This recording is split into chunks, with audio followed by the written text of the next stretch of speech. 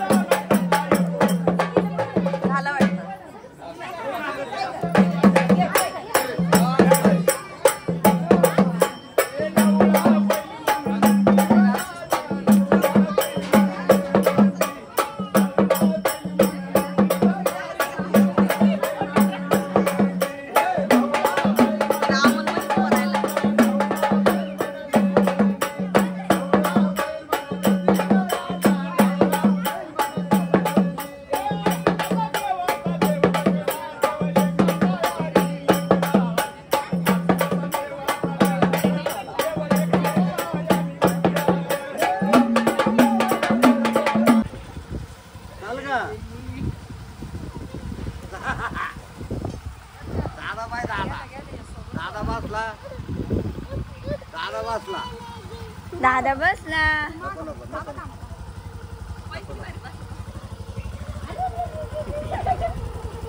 ते पण कसं राहतं त्या गाडीला करायची नाही ती.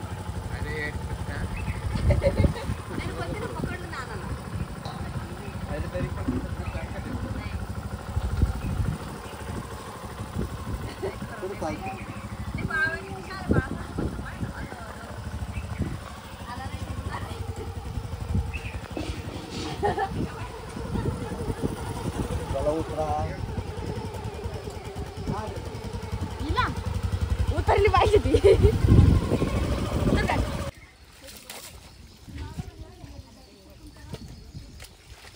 चला लवकर.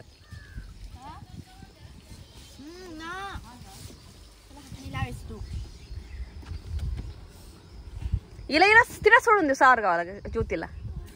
आ दार हा बाया मागाच्या अलीकडेच आहे ना ते.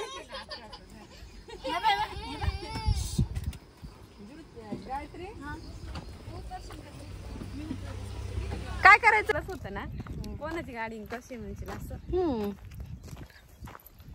को माग गेले बाबा. बाकीचं असं रस्ता खराब असल्यामुळं गाडी परत मागे आम्ही चाललो आमच्या आत्याच्या घरी.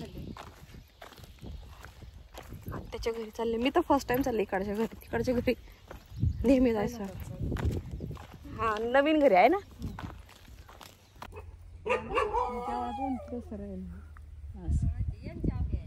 अहो यांना जायचंय पाहुण्याला, पण ती गाडी इकडे याय ना, पुन्हा तिकडे नेली. आता मला शाळा पहिलं लावून या असं. बरं आहे का? तुम्ही इकडे राहायला आल्या का? हा का? आम्ही आधी तिकडे गेलो त्या मंदिराकडे. तिकडून तिकडे काही माहिती आहे. इकडून जा मग पुन्हा इकडे आलं, पण ती गाडीची आहे ना इकडे पुढे. इकडे आल्यावर यायलाच नाही का? नाही ना. नाही मोठी बहीण ते आलता घर बघण्याला. हा मोठी बाई मला आधी ओळखू पुढे येते. आता थोडी गाडी बरोबर आहे. हा जाड झाली तू. काय गावात पाहिजे वाळे आपले दिवस झाले पाहायला मला. आता देवळा बशी काय टेन्शन घरी. इथे कुठेतरी मोळ आहे बरं का, वास येतोय मोळाचा वास येतोय म्हटलं, मधाचा. गावाकडे असं सरपण वगैरे असतं. आणि तिचे घर दिसते पिंक कलरचं, तिथं माझी आत्या राहते, तिथं जायचं आपल्याला.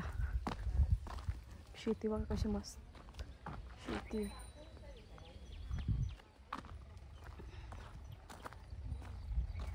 आणि रस्ता खराब असल्यामुळं वरूनला परत तिकडं रस्त्यावर गाडी ठेवायला लावली आणि आम्ही असं चालत आलोय. तर म्हटलं आता आलोय तर भेटून जाऊ. काय अवेश आजीला है ना. अवेश पण एकदम नालच घेऊन माझी गुंडी हे बघ शेती. फर्स्ट टाइम बघतोय ना फार्मिंग है ना. फार्मिंग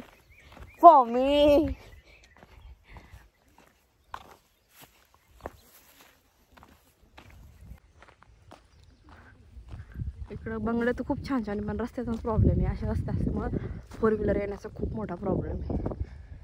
सॉरी चुकलं, हा बंगला आहे त्यांचा, तो नाही, तो मी चुकून सांगितलं होतं. हे घर आहे आत्ताच माझ्या, हे मंदिर आहे त्यांचं.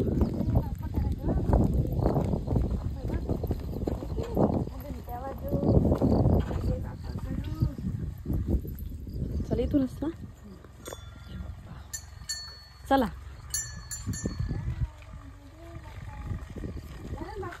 नाहीतर मग दुसरी कोणी छोटी असेल ना, तिला पाठवावं लागेल. माझे मामा पाठवावं लागेल आणि वरून आणील गाडी स्कूटी चालवत. कुत्रा हे माझ्या मामाचं घर.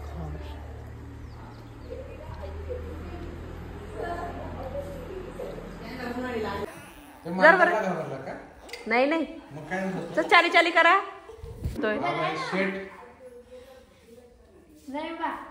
चल चाली कर. चला चाली करा. चला चला चला चला चला चला चला चला.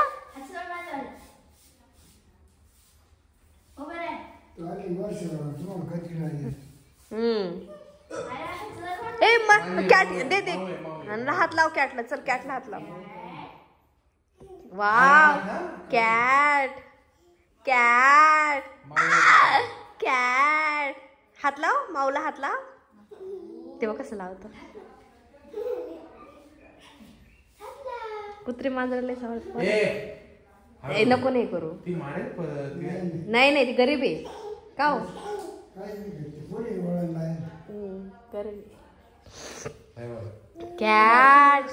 कॅट अयो त्याला किती आनंद झाला. पण कॅट पकड तिला पकड. फिसकू राहिली ती फिसकू राहिली त्याच्यावर. नाही पण ती पंजे मारू राहिली. पंजे मामा दे ना सोडणार का रे. दे ना. चल आपण नाव बघू. चल मांजरी इकडे आण तुमच्या. हे मांजरीला आण. मांजरीला सोनू हे इकडे गेले बघ किचन मध्ये. जा कॅटला घे. कॅट पडणार नाही. वाव किती सुंदर दिसते बघ. मग ठीक आहे. काय चाललंय इकडं. साडी आता बसून जाते ना बाई. अयो लगेच रेडी झालं. मग साड्या नेसून ती तिची घाला.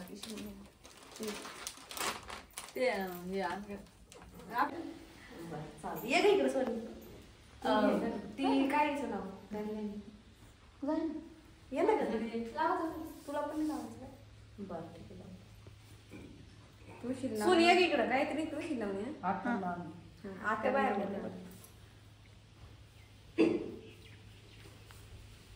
दर सोनी.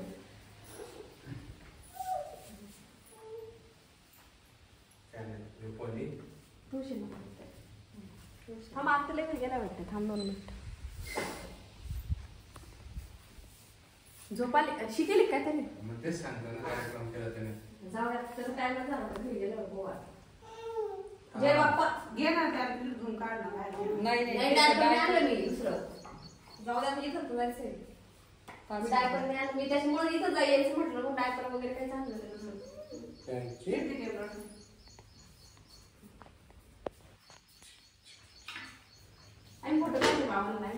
गावाला जाते ना तर मला कुठल्या ना कुठल्या गेस्टकडे जाण्याचं असतंच. आणि ह्यावेळेस मी गेली होती आत्याकडे.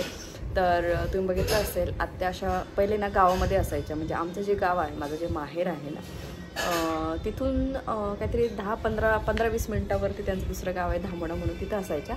पण त्याच्यानंतर त्यांची शेती वगैरे, कसं गावाकडे कसं असतं, शेती जिथं असते तिथं मोस्टली काही दिवसानंतर घर बांधलं जातं. तर मग आत्यांचं पण तसंच झालं आणि मग त्यांनी शेतामध्ये घर बांधलं. ते घर खरंच खूप सुंदर बांधलं. तर मग आम्ही तिकडे गेलेलो आत्यांना वगैरे भेटायला. तर त्यांचा बंगला जर तुम्ही बघितला असेल, खरंच खूप सुंदर आहे. आतून सगळंच सुंदर आहे. बट मला तितकं शूट नाही करता आलं, कारण मामा वगैरे होतं, त्याच्यामुळं थोडंसं असतं, पाळावं लागतं. पण बाकीचं सगळं खूप सुंदर होतं. आणि त्याच्यानंतर ना कसं त्यांचं जर शेती म्हटल्यानंतर ना, शेतीमध्ये जायला इतकं खास एकदम भारी, आपण जसे आपले जे रोड असतात तसे रोड नसतात. तर मग गाडी आम्ही पहिले हाफ रस्त्यापर्यंत आणली आणि तिथून परत रिटर्न गेलो. म्हणजे वरून आणि गायत्री गेली आणि आम्ही चालत चालत आलो. आणि मग रस्त्यावर गाडी ठेवली. तर गाडी ठेवली आणि मग आम्ही वरून चालत आला. आणि मामा मग त्यांना स्कूटीवरती घेऊन आले, जी बाहेर स्कूटी जी लावलेली होती तिथे.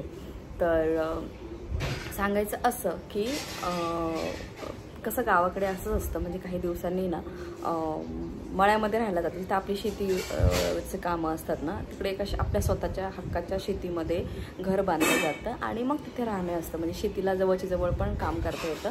कारण गावामध्ये वगैरे कसं असतं की गावातून परत मळ्यात जा आणि मग तिथून परत शेतीतल्या कामासाठी तिथून जा, पूर्ण ट्रॅव्हलिंग असतं. आणि गावातली जागा जी असते ती पण आपली स्वतःचीच असते, असं असतं.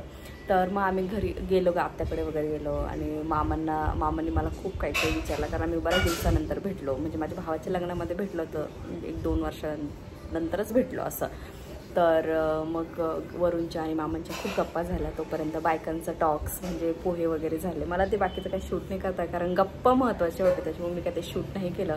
ताई वगैरे पण खूप दिवसानंतर भेटल्या. त्यांची मुली पण 2 तर मामाकडे गेलेले होते, मग 2 मुलींना भेटले, एक सोनाली होतं. तर खूप भारी वाटलं. आणि त्या पण शिकतायत वगैरे, म्हणजे शाळेत कॉलेजेस वगैरे असं आहे. आणि दाजी जे होते, म्हणजे माझ्या आत्याचा जो मुलगा आहे तो घरी नव्हते. तर मला 2 आत्या आहेत. ह्या सगळ्यात मोठ्या आत्या आहेत, म्हणजे माझ्या वडिलांपेक्षा, काकांपेक्षा, माझ्या दुसऱ्या आत्यांपेक्षा सगळ्यात मोठ्या आत्या आहेत. आणि माझे जे वडील आहेत ते सगळ्यात लहान आहेत असं. म्हणजे मला 2 आत्या आणि एक काका, ते एक्सपायर झालेले आहेत. आमची जॉईंट फॅमिली, आम्ही एकत्र असायचो, ते काका एक्सपायर झालेले आहेत आणि माझे वडील असं. तर मग आत्यांची वगैरे तब्येत थोडीशी ठीक नव्हती. तर 1-2 दिवसापूर्वी दवाखाने पण आलेल्या होत्या. पण माझी आई बोलली की चला म्हणे घरी वगैरे. तर मग त्यांची काही औषधं वगैरे आणायची होती. मग वरूनला जायचं होतं, येवल्याला औषधं वगैरे आणून दिली येवल्यावरनंच. आणि मग आम्ही आत्यांना घेऊन घरी आलो, कारण तिथं मस्त पोहे वगैरे झाले. आणि माझ्या आत्याच्या नातीने आमच्या सगळ्यांसाठी मस्त असे पोहे वगैरे बनवले. आम्ही जे पोहे सगळ्यांनी एन्जॉय केले. मग चहा वगैरे झाला, मस्त असा लिंबू टाकून वगैरे असा मस्त चहा होता. तर चहा वगैरे सगळं झालं आणि गप्पा खूप वेळ झाले. जवळ आम्ही 2-2.5 तास तिथे होतो. आणि गावाकडे कसं असतं, ज्यावेळेस आपण चालतो ना, तर शेजारचे आपल्याला आधीच ओळखत असतात. म्हणजे आईला ओळखायचे. तर मग त्या काकू वगैरे पण बोलला, तुम्ही बघितलं असेल तिथे. तर शहरामध्ये थोडंसं वेगळं असतं आणि गावाकडेच थोडं वेगळंच असतं. आणि जी कपाशी वगैरे जी काही शेती अशी असते ना, ती साईडला असं आपण म्हणतो बन्हण म्हणतात. आमच्याकडे ते बन्हणले टाकलेलं आहे असं म्हणतात. तर तुमच्याकडे काय म्हणतात ते सांगा. मग त्याच्यानंतर गावाची त्यांची शेती, मला असं वाटलं तर पहिले तिकडचा बंगला आहे, कारण मी रस्त्याने बघितलेला येताना जाताना. मग जेव्हा मी तिथे गेले मग ते कळलं की अच्छा इकडचा बंगला आहे. मला असं वाटतं तर तिकडचा बंगला, म्हणून मी तोच बऱ्याच व्हिडिओजमध्ये दाखवलेला आहे. मग त्यांनी ना त्यांचं मंदिर वगैरे पण छान, देवाचं जे त्यांचं जे देव आहे त्यांचं मंदिर आधी बंगल्याच्या पुढे बांधलेलं. आणि मग मागे तू बंगला बघितलं असेल, एक कुत्रप वगैरे होतं, ते खूप डेंजर होतं, मग ते मागे टाकलेलं. मग मामा वगैरे बाहेर जे होते ते मामा वगैरे ते माझे. तर मग कारण मोठी आत्या असल्यानंतर मामा पण थोडेसे वयस्कर वगैरे आहेत. आणि सगळ्यात महत्त्वाची दुसरी गोष्ट म्हणजे आम्ही त्या दिवशी ओल्यावरून आलं तर माझ्या शेजारी ते दिवट्यांचा कार्यक्रम होता, मला तिथं आमंत्रण होतं. तर आमच्याकडे दिवट्या अशा नाचवल्या जातात जे मी तुम्हाला व्हिडिओमध्ये दाखवलं तसं. तर मग आम्ही आई आणि बहिणी वगैरे आम्ही गेलेलो आणि आमच्याकडे दिवट्यांचा कार्यक्रम म्हटलं ना की जेवणाचा मध्ये ना दाल भात किंवा मसाल्याची खिचडी किंवा लापशी वगैरे, दालबाटी वगैरे, बुंदी वगैरे असं असतं. पण त्या ज्या दिवशी मी दिवट्यांना गेले तर त्या दिवट्यांना होतं काय होतं, गुळाची लापशी आणि दालवाटी होतं. तर मला काय तिथं बसून खायचं नव्हतं, म्हणजे बाळ झोपले खाऊ शकले असते असं, मी असं नाही की खाल्लं नसतं. मला तर खूप आवडतं पंक्तीत बसायला, पंक्तीसारखं जेवण होतं असं खाली बसून वगैरे. पण आपला छोटं घरी होता आणि तो कधीही उठू शकत होता आणि 9-9:30 ऑलमोस्ट वाजले होते. म्हणून मग त्यांनी मला पार्सल दिलं त्या मुलांनी तिथल्या, जे की आम्ही सगळे एकत्र खेळलेलो, एकत्र कॉलेजमध्ये शाळेमध्ये गेलेलो. मग त्यांनी मला एका याच्यामध्ये वरण तर नाही घेतलं, मी म्हटलं जाऊ दे मी घरी वरण वगैरे बनवून घेईल. मग त्यांनी मला बाटी वगैरे दिली आणि गुळाची लापशी एका पिशवीमध्ये दिली. मग ती घरी घेऊन मग आम्ही संध्याकाळची जेवणं केले. तर असं आमच्याकडे असतं, दिवट्या वगैरे असं नाचवतात वगैरे. मग तिथून पुढे नवरदेव हळदीला जातो, पुऱ्या असतात. मला पुऱ्यांचं पण दुसऱ्या दिवशी सकाळी आमंत्रण होतं, पण मला त्या दिवशी सकाळी इकडे यायचं होतं म्हणून मला काय तिकडे जाता नाही आलं. कारण आमच्याकडे असे अजूनही सगळ्या बायका अशा जमतात आणि एकमेकांच्या घरी जाऊन पुऱ्या करतात. ज्या ठिकाणी लग्न आहे त्या ठिकाणी, म्हणजे जी घरची जी माणसं असतात त्यांना असे मोठे मोठे कामं करायची अजिबात गरज पडत नाही. कारण सगळे आसपासच्या बायका, भाऊबंद वगैरे हे सगळ्या लोक असंच करून घेतात. जे आईवडील असतात, नवरीचे असो किंवा नवरदेवाचे असो, त्यांना फक्त वस्तू काढून द्यायचे एवढंच काम असतं. तर हे सगळं गावाकडे बघायला मिळतं. म्हणून म्हटलं तुमच्याशी गोष्ट मला शेअर करायची होती. म्हणजे आमच्याकडे अजून अशी प्रथा आहे, पुऱ्यांचा हळद असेल, हळद फुटण्यापासून, बांगड्या भरण्यापासून, सगळ्या गोष्टींपासून शेजारचे पाजारचे सगळं करून घेतात. इव्हन आता त्या दिवशी दिवट्यांचा कार्यक्रम, माझा जो मोठा भाऊ होता संजीव, तो गेले लगेच जेव्हा पंगत बसते ना तेव्हा लगेच वाढायला घेतं. म्हणजे घरच्या माणसाने असं फक्त बघायचं, ओके चाललंय ना सगळं असं, आणि वस्तू काढून द्यायच्या. आता लगेच शेजारचे पाजारचे म्हणा लगेच मुलं लगेच वाढायला घेतात. कारण पंक्ती उठत असतात, बायका मुलांच्या माणसांच्या अशा पंक्ती बसतात उठतात असं असतं. त्याच्यामुळं एवढ्या लोकांना वाढायचं म्हटलं घरचे लोक किती वाढणार, काय वाढणार. पण असं गावाकडे असतं की माणसांनी बघायची गरज नसते, फक्त बघायचं हा इथं कमी पडतं, इथं जास्त पडतं, हे द्या ते द्या, काढून द्या असं. बाकी सगळे लोक मंडळी करून घेतात. तर चला मला ह्या ब्लॉगमध्ये एवढंच ठेवते, कारण ब्लॉग मोठा होऊन जाईल. तर पुढच्या भेटू छानशा ब्लॉगमध्ये. तोपर्यंत bye bye, take care, bye.